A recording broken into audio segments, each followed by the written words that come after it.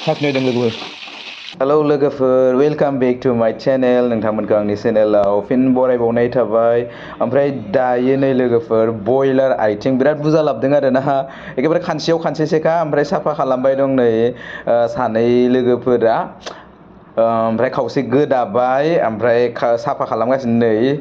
दायो बिराद साफा जिरदो आरो ना बेहाय प्लास्टिक रखम थायोना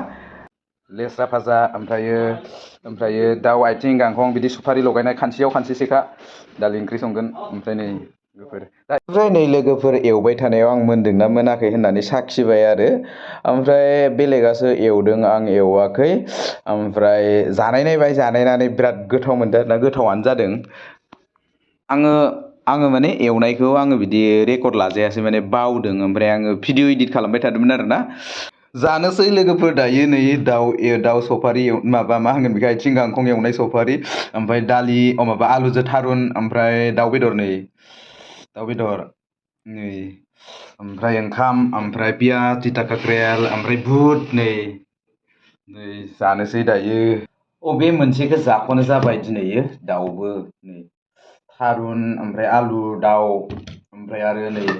सफारि नै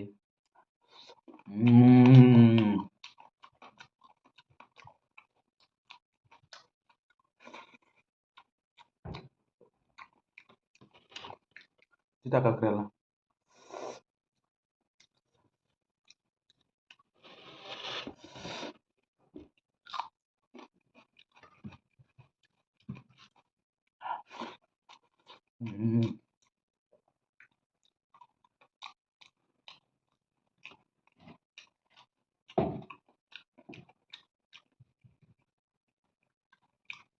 मार गोथाव बेबायदि दाउ आथिं गांखं जाबाङाना